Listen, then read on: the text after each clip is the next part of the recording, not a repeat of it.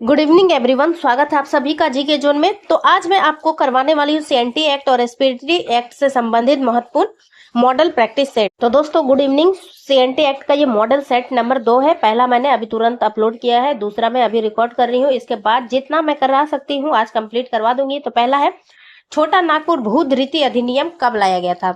तो इसे CNT act वाला मत समझ लीजिएगा कि छोटा नागपुर काश्तकारी अधिनियम। यहाँ पे ध्यान दीजिए, भू धृति अधिनियम है, ये हो जाएगा 1869 में। सीएनटी एक्ट का प्रारूप किसने तैयार किया था? तो ये बहुत ईजी है, फादर हैफमैन।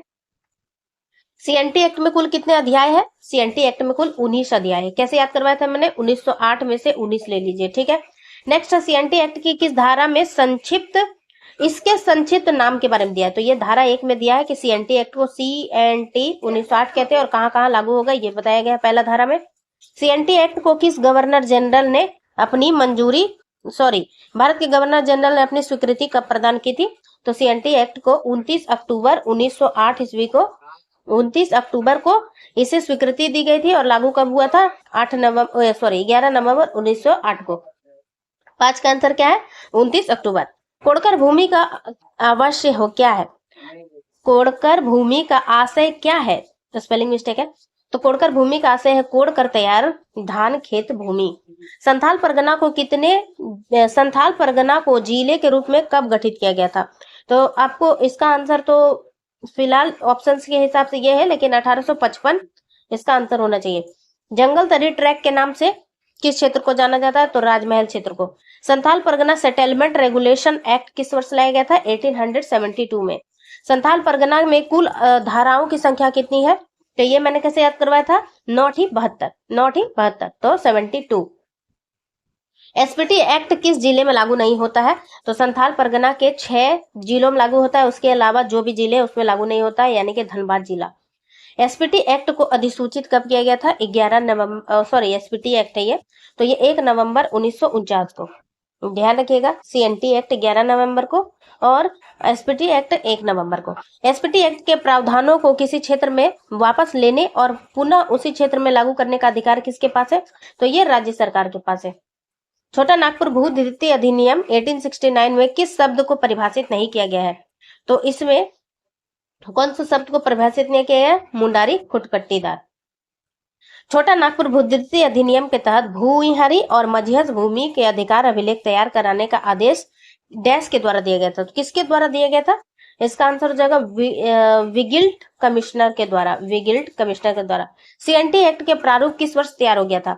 तो सीएनटी एक्ट जो है 1908 में लागू हुआ, लेकिन ये तैयार कब हो गया था? ये 1903 में ही तैयार हो गया था। सीएनटी एक्ट को किस अधिनियम के तहत भारत के गवर्नर जनरल ने स्वीकृति प्रदान की? तो इसका बहुत ही ध्यान से देखिएगा, इसका आंसर है 1892। भारतीय परिषद अधिनियम 1892। 18 है। निम्नलिखित में से किसे काश्तकारी के वर्ग में शामिल नहीं किया जाता है? तो मैंने याद कराया, धारा 4 में क्या दिया है? काश्तकारों के वर्ग के विषय में दिया है। काश्तकारों के 4 वर्ग होते हैं, रैयत, भूधारक, दर रैयत और मुंडारी खुटकट्टीदार। यहाँ पे देखिए भूइहारी खुटकट्टीदार लिखा है, तो इसका आंसर क्या हो जाएगा? डी। गलत है ये। दर रैयत किसके अधीन कार्य करता है? तो वैसा रैयत जो रैयत के अधीन हो उसे दर रैयत कहते हैं, तो इसका आंसर क्या हो जाएगा? दर रैयत। रैयत की श्रेणी में किसे शामिल किया गया? तो देखिए रैयत जो है 3 प्रकार के होते हैं, अधिभोगी रैयत, अंधिभोगी रैयत और मुंडारी खुटकट्टीदार अधिकार प्राप्त रैयत। तो यानी कि तीनों सही है। तो इस वीडियो में बस इतना ही। अगले सेट में हम जल्दी जल्दी कंप्लीट करते हैं, तो प्लीज वीडियो को लाइक कर दीजिएगा, मैं आपके लिए इतना मेहनत कर रही हूँ। तो दोस्तों अगले वीडियो मिलते हैं, तब तक के लिए धन्यवाद। लास्ट डे है आज रिवीजन करने का। आज के बाद हम रिवाइज नहीं कर पाएंगे क्योंकि कल ही हमारा एग्जाम है, तो जितना हो सकता है आप उतना जो है रिवाइज कर लीजिए। तो चलिए पहला देखते हैं। सीएनटी एक्ट 1908 की धारा डैश के तहत अनुसूचित जनजाति जाति पिछड़ा वर्ग भूमि के हस्तांतरण पर प्रतिबंध लगा हुआ है।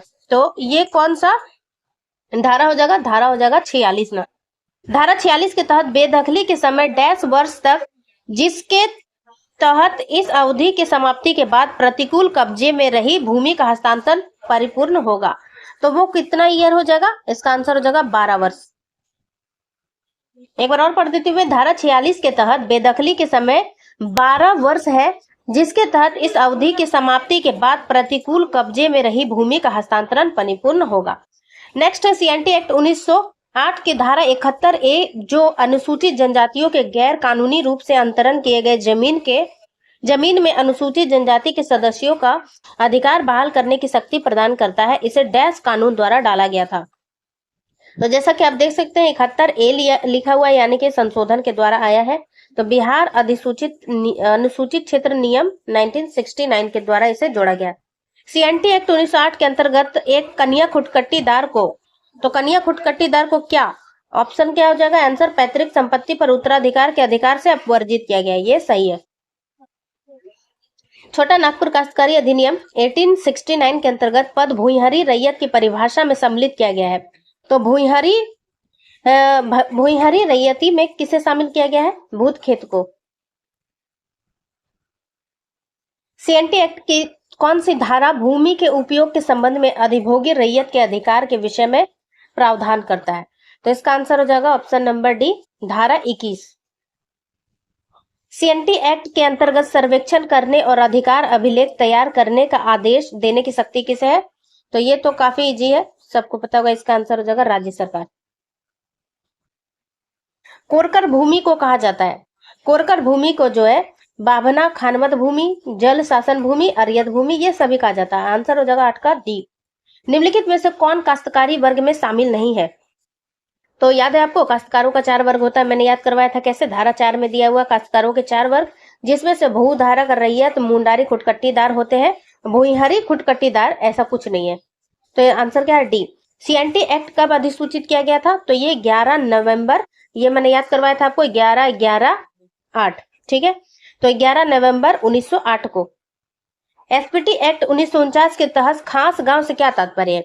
तो खास गांव ऐसा गांव होता है जिसमें कोई भी मूल रैयत ना हो, ना कि और वहां कोई भी मुखिया भी ना हो। तो यानी कि दोनों कंडीशन है, तो वो एक खास गांव है, खास ग्राम है।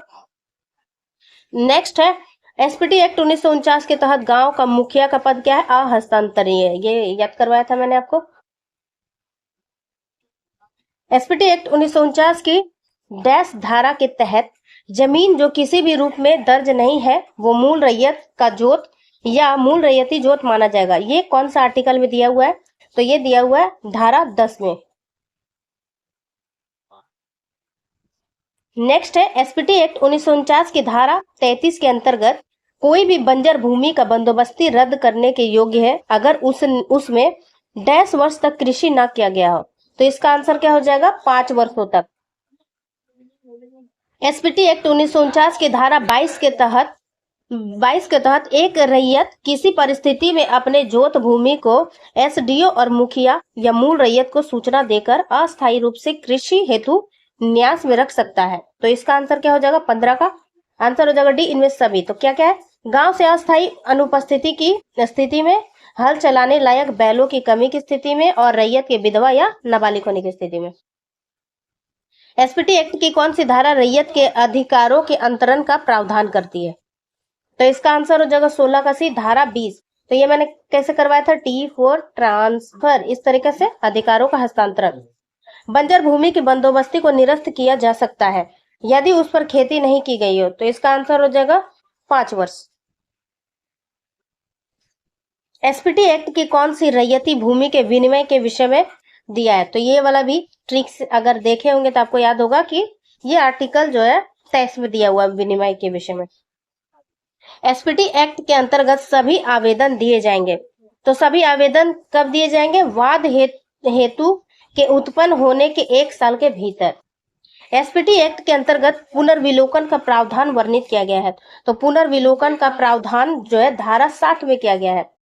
तो CNT SPT पर ये तीसरा वीडियो है। मैंने प्रैक्टिस सेट नंबर 1 और 2 करवा लिया है, अब ये तीसरा है। तो चलिए जल्दी से समाप्त करते हैं। पहला प्रश्न है, बिहार सरकार द्वारा संथाल परगना जांच समिति का गठन किस वर्ष किया गया था?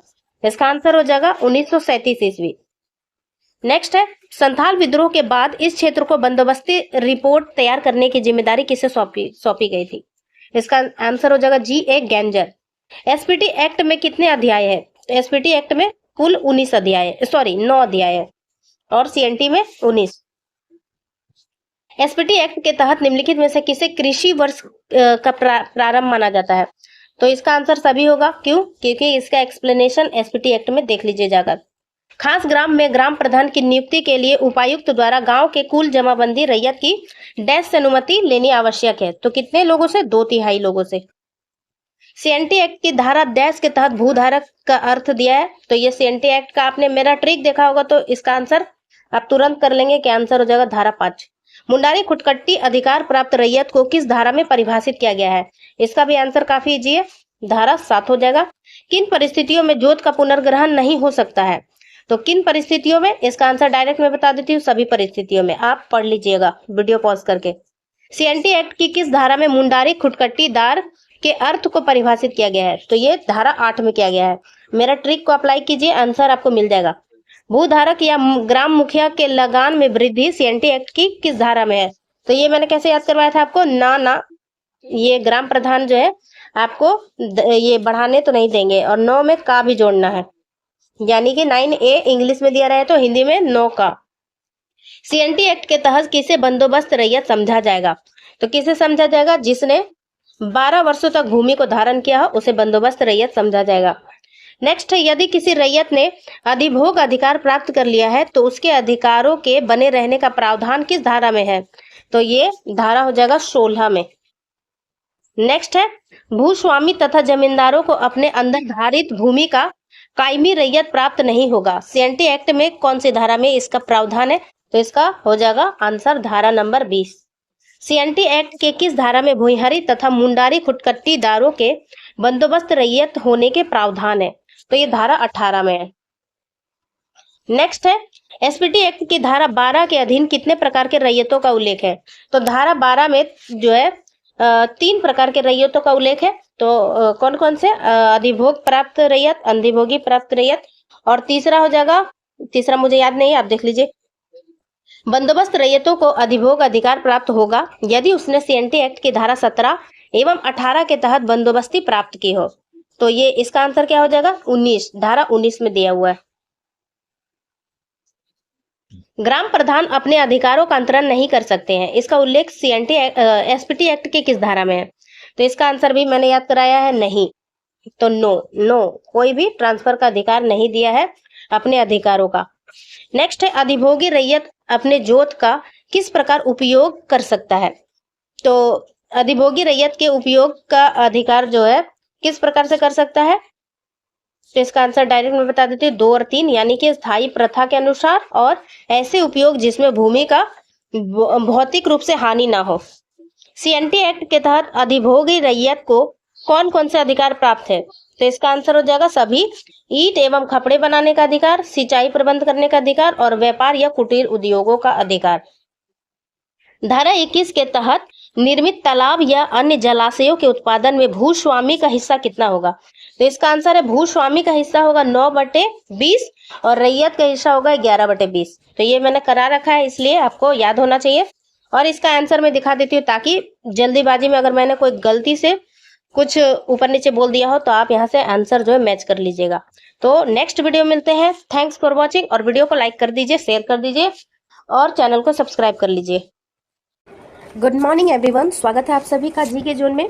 तो दोस्तों, आज है 17 मार्च और आज है जेपीएससी की परीक्षा। तो मैं ये वीडियो जो है सुबह सुबह 4:45 पर रिकॉर्ड कर रही हूँ, ताकि कुछ ऐसा होता है कि चूँकि जेपीएससी में नेगेटिव मार्किंग नहीं है, तो आप जो है अंतिम समय तक कुछ चीज़ें देख कर जा सकते हैं, ताकि वहाँ पे आपका माइंड जो है अचानक से क्लिक करेगा तो आप 1-2 प्रश्न तो अवश्य ही बना लेंगे। तो मैंने मॉडल प्रैक्टिस सेट 4 तक बनाया हुआ है सीएनटी एसपीटी एक्ट पर। आज मैं आपके लिए लेकर आई हूँ 5 सेट, और अगर मुझे और समय मिलेगा तो मैं 1-2 सेट और भी अपलोड कर दूंगी, और इसे ज़रूर आप देख लीजिएगा ताकि आपके 1-2 प्रश्न जो है इससे आ जाए। तो चलिए देखते हैं। और दूसरी बात, सभी को मैं ऑल द बेस्ट कहना चाहती हूँ। एग्ज़ाम्स जो है अच्छे से दीजिएगा, और एग्ज़ाम देने में सबसे ज़्यादा ज़रूरी क्या होता है कि OMR सेट जो है आप अच्छे से भरिएगा। रोल नंबर और कुछ बुकलेट नंबर वगैरह, ये सब बेसिक इन्फॉर्मेशन होता है, उसमें बिल्कुल गलत मत कीजिएगा, वरना आपका जो एग्ज़ाम है उसका रिजल्ट नहीं आएगा। तो चलिए शुरू करते हैं। सीएनटी एक्ट के किस अध्याय में जोत के लगान में कमी करने के संबंधित प्रावधान किया गया है? तो जोत में कमी मैंने ये ट्रिक से बताया हुआ है आपको, धारा 33A होगा। अगर अभी भी आपने मेरा वीडियोस नहीं देखा है तो आप उसे देख लीजिए। एक दो ये ट्रिक जो है आपको जरूर याद आ जाएंगे और आप जो है टिक कर लीजिएगा। सीएनटी एक्ट की धारा डैश के अधीन प्रत्येक रैयत अपने भूस्वामी से एक पट्टा पाने का हक रखता है। तो कौन सा अध्याय में दिया हुआ है? ये दिया हुआ है 44 अध्याय में। इसको भी याद करना है कैसे? तो अध्याय नहीं, चैप्टर जो है चैप्टर 8 में पट्टे के विषय में बताया गया है। और मैंने आपको क्या बताया था? चैप्टर 8 कौन सा धारा से शुरू होगा? 8 को 2 टुकड़ों में कर दीजिए, 4 4, तो धारा 44। नेक्स्ट है, सीएनटी एक्ट के किस धारा में रैयत के अधिकारों के अंतरण पर प्रतिबंध का उल्लेख है? तो रैयत के अधिकारों के अंतरण पर प्रतिबंध का उल्लेख है धारा 46 में। धारा 46 बहुत बहुत बहुत बहुत इंपॉर्टेंट है। यदि कोई अनुसूचित जनजाति, जाति, पिछड़ा वर्ग का कोई रैयत अपने अधिकारों का अंतरण अपने ही समुदाय में करना चाहे तो वह व्यक्ति क्या उसी थाना क्षेत्र का होना चाहिए? आंसर क्या है? Option number C. ये तो आपने बेसिक नॉलेज में भी आपको पता होगा कि अगर जनजातीय, जाति, पिछड़ा वर्ग का कोई रैयत है अपने अधिकारों का अंतरण करना चाहता है तो उसी समुदाय के उसी थाना क्षेत्र का व्यक्ति होना चाहिए। नेक्स्ट है, कोई आदिवासी रैयत अपनी भूधृति को भूगतबंध के रूप में डैश दे सकता है। तो कितना? इसका आंसर हो जाएगा 7 वर्ष, यानी 7 वर्ष। कोई आदिवासी रैयत अपनी भूधृति को भूगतबंध के रूप में 7 वर्षों के लिए दे सकता है। नेक्स्ट है, यदि किसी जोत का वार्षिक लगान डैश से कम है तो उसका उप विभाजन नहीं हो सकता है। ये जो है ये इतना छोटा अमाउंट है कि आपको याद रखना चाहिए, 3 रुपये। अगर किसी जोत का वार्षिक लगान 3 रुपये से कम है सॉरी, तो उसका उप विभाजन नहीं किया जा सकता है। नेक्स्ट है, एसपीटी एक्ट की धारा 20 के अधीन उपायुक्त के पूर्व लिखित अनुमति से रैयत अपनी जोत को कितने वर्षों के लिए लीज पर दे सकता है? तो ये मैंने कैसे बताया था आपको? Transfer T420 T4 transfer. तो इसमें जो है आंसर है 1 वर्ष। क्या है? 1 वर्ष। और पढ़ के सुना देती हूँ मैं। एसपीटी एक्ट की धारा 20 के अधीन उपायुक्त के पूर्व लिखित अनुमति से रैयत अपनी जोत को 1 वर्षों के लिए लीज पर दे सकता है। नेक्स्ट है, यदि कोई आदिवासी रैयत अपनी विधवा माँ अपनी मृत्यु के पश्चात जीवन निर्वाह के लिए अपनी पत्नी को भूमि दान देना चाहता है तो वह भूमि होगी। तो वह भूमि क्या होगी? कुल जोत का आधा से अधिक नहीं होना चाहिए। कुल जोत का आधा से अधिक नहीं होना चाहिए। ठीक है। नेक्स्ट है, एसपीटी एक्ट के तहत कोई गैर आदिवासी रैयत अपनी भूमि को कितने वर्षों के लिए पूर्ण भूगतबंध रख सकता है? फिर से एक बार पढ़ते हैं। एसपीटी एक्ट के तहत कोई गैर आदिवासी रैयत, ठीक है, गैर आदिवासी रैयत अपनी भूमि को कितने वर्षों के लिए पूर्ण भूगतबंध पर रख सकता है? तो इसका आंसर है 6 वर्षों। 6 वर्षों तक पूर्ण भूगतबंध रख सकता है। एसपीटी एक्ट की धारा 28 के अधीन बंजर भूमि के बंदोबस्ती में किन बातों का ध्यान रखा जाएगा? तो इसका आंसर बता देती हूँ डायरेक्ट। इसका आंसर है ए, इनमें से कोई नहीं या फिर इनमें से सभी। ये तो बिल्कुल बीपीएससी वाला ऑप्शन दे दिया है। रैयत की आवश्यकता एवं क्षमता, गांव के भूमिहीन श्रमिकों की व्यवस्था, रैयत की जमाबंदी, भूमि की समाज के प्रति। तो चलिए, टाइम तो नहीं इतना एक्सप्लेन करने का। नेक्स्ट देखते हैं। भूस्वामी द्वारा भूधृति या रैयत जोत का अर्जन कुछ विशेष परिस्थितियों में कर सकता है। इसका प्रावधान सीएनटी एक्ट के किस अध्याय में है? तो ये वाला जो है मैंने क्या बताया था आपको, इसका भी ट्रिक मैंने बताया हुआ है। नहीं, इसका नहीं बताया मैंने। धारा 50 इसका आंसर हो जाएगा। भूस्वामी द्वारा भूधृति या रैयत जोत का अर्जन कुछ विशेष परिस्थितियों में कर सकता है। तो वो इसका प्रावधान सीएनटी एक्ट के अध्याय कितना में है? 11 में। नेक्स्ट है 49वां आर्टिकल भी मैंने याद कराया था। ये आर्टिकल बहुत विशेष है। मैंने कैसे बताया था आपको? ये जो आदिवासी लोग हैं अपनी भूमि को कुछ विशेष कार्यों के लिए दे सकता है, वो वाला आर्टिकल है 49 में। लगान से संबंधित उपबंध सीएनटी एक्ट के किस अध्याय में है? तो ये वाला क्या बताया था मैंने? लगान मीन्स नो, तो अध्याय 9 में है।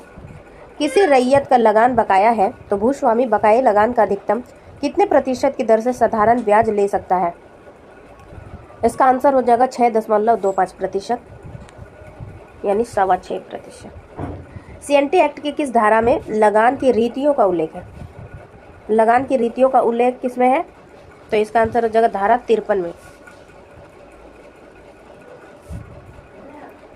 सीएनटी एक्ट की धारा डैश के अधीन, हाँ, सीएनटी एक्ट की धारा डैश के अधीन बंजर भूमि के बंदोबस्ती को रद्द किया जा सकता है। तो बंजर भूमि की बंदोबस्ती को कब रद्द किया जा सकता है? धारा 63B के अनुसार इसमें दिया हुआ है। एसपीटी एक्ट की धारा 12 में रैयतों के वर्गों में शामिल नहीं है। तो 12 अध्याय में क्या दिया है, रैयतों के वर्ग के विषय में। और रैयत के वर्ग कितना दिया हुआ है, 3 दिया हुआ है। पहला क्या है, निवासी जमाबंदी रैयत, दूसरा है गैर निवासी जमाबंदी रैयत, और तीसरा है नए दर रैयत। तो 16 का आंसर क्या हो जाएगा, इनमें से कोई नहीं, मतलब ये तीनों शामिल है। तो देखिए जमाबंदी रैयत, गैर निवासी जमाबंदी रैयत, और तीसरा है यहाँ पे निवासी जमाबंदी रैयत दिया होगा, जमाबंदी रैयत भी दिया जा सकता है, गैर निवासी जमाबंदी रैयत, और तीसरा है नए दर रैयत। नेक्स्ट है एसपीटी एक्ट के अनुसार रैयत को अपनी जोत पर से महुआ वृक्ष काटने के लिए किसकी अनुमति लेना आवश्यक है। तो महुआ वृक्ष, अपने वृक्ष वाला अधिकार कौन सा आर्टिकल में दिया था, 17 में दिया था, ये याद कराया मैंने। और इसमें जो है एसडीओ से अनुमति लेना आवश्यक है। हिंदी में आपको दिया रहेगा अनुमंडल पदाधिकारी, उससे लेना आवश्यक होगा, महुआ के वृक्षों को काटना है तो। सीएनटी एक्ट की धारा 46, 47, 48 में किसी बात के होते हुए भी बोयारी कुटुंब अपनी जोत का खास प्रयोजन हेतु अंतरित कर सकता है। यह खास प्रयोजन क्या होगा, तो ये खास प्रयोजन होगा ऑप्शन नंबर सी, इसका आंसर है ए और बी दोनों, खनन और आयोग, और भी कुछ चीजें हैं दिया हुआ। नेक्स्ट है यदि सीएनटी की धारा 54 के अधीन भूस्वामी रैयत को लगान एवं ब्याज भुगतान की रसीद देने से चूकता है तो उसे डैश वर्ष की सजा दी जाएगी।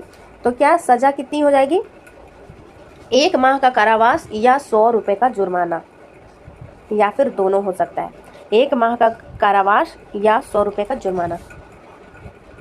नेक्स्ट है सीएनटी की धारा 60 के तहत बकाया लगान के भुगतान का प्रथम भार किस पर होगा। तो बकाया लगान के भुगतान पर प्रथम भार किसका होगा, ये मैंने आपको क्या बताया था, काश्तकार पर। ये ट्रिक भी मैंने बताया हुआ है, आप देखना सीएनटी एक्ट का। डिस्क्रिप्शन में सारे सीएनटी एक्ट से जुड़ा ट्रिक वाले वीडियो मैं अपलोड कर दूंगी। तो गाइज ये मॉडल प्रैक्टिस सेट 5 खत्म होता है। अगर वीडियो अच्छा लगा तो लाइक कर सकते हैं, शेयर कर दीजिए और चैनल को सब्सक्राइब कर लीजिए। और सभी को ऑल द बेस्ट।